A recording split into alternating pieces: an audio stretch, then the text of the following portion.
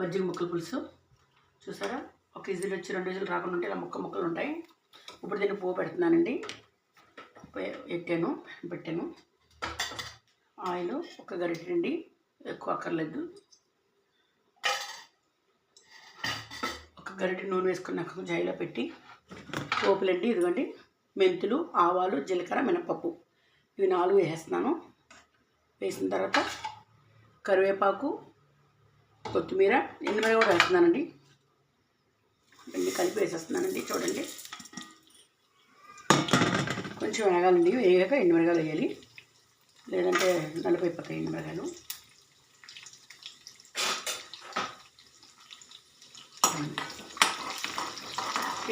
ఇది పోపు పెట్టినంటే మీకు క్యాప్సికం కూడా చూపిస్తానండి. అందులో కూడా పొడి వేసేస్తాను, అది కూడా చూద్దరు మీరు. అసలు వేయాలి ద్వారా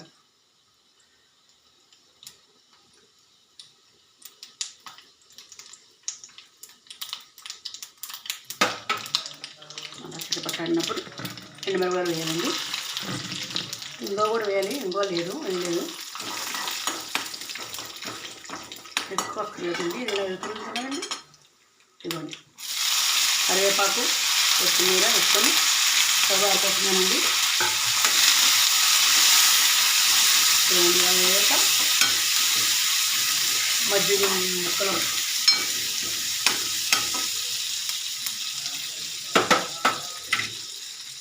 మజ్జిగ ముక్కలు వేసేయాలండి. కడిసండి. ఇదిగోండి ఇలా చూడండి పోపు అంతేనండి. మజ్జిగ ముక్క రెడీ అయిపోయిందండి. చూడండి, ట్రై చేయండి, బాగుంటుంది, చాలా బాగుంటుంది. ఇదిగోండి ఇలా ఇంకా ఇది అయిపోయిందండి, పక్కన పెట్టేస్తాను. ఇప్పుడు క్యాప్సికం కూడా చూపిస్తాను మీకు. అందులో కూడా పొడి వేసేస్తానండి.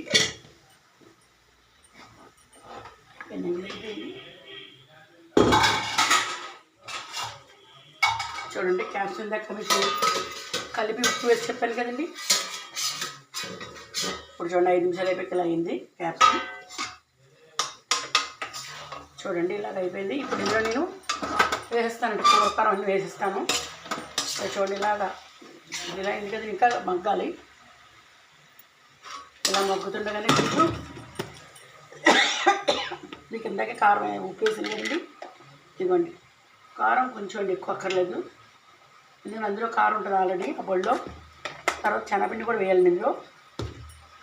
ఒకసారి కారం వేసి, గ్రేవీ కూరలో ఉంటుందండి, బాగుంటుంది. మీకు అది కూడా వేసి కారం వేసాక అది కూడా చూపిస్తాను. ఆ పొడి కూడా వేసి మరి ఇలా కలిపాను కదండి, ఇలా ఉంటుందండి అయిలో.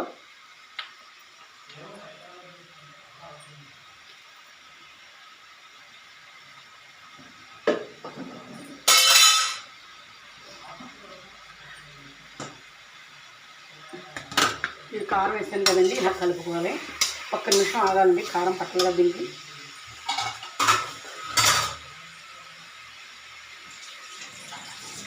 చిన్న మూత పెడుతున్నానండి, ఒక్క నిమిషం.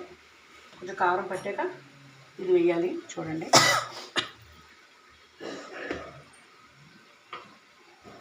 నా వంటలు మీకు నచ్చుతున్నాయండి. ఎవరన్నా చేసి ట్రై చేశారా?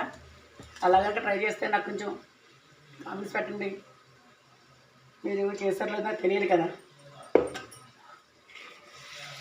ఇవ్వండి ఇలాగా ఒక నిమిషం అయిన తర్వాత నేను మళ్ళీ ఇలా కలుపుతానండి. చూడండి ఇలా కలుపుకున్నాం కదండి. ఇది గ్రేవీ కూరలాగా ఉంటుందండి. ఇప్పుడు ఇదిగోండి మీ కింద చెప్పాను నేను కూరకారం ఇది 3 స్పూన్లు వేస్తున్నానండి. మీరు రుచి కావాలంటే మీరు ఇంకా వేసుకోవచ్చు. నేను 3 స్పూన్లు వేసాను.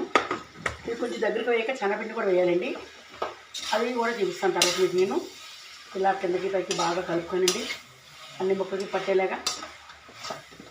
మళ్ళీ ఒక 5 నిమిషాలు ఇది మగ్గిన తర్వాత అప్పుడు మీకు శనగపిండి కూడా వెళ్ళి చూపిస్తానండి. ఉంటానండి.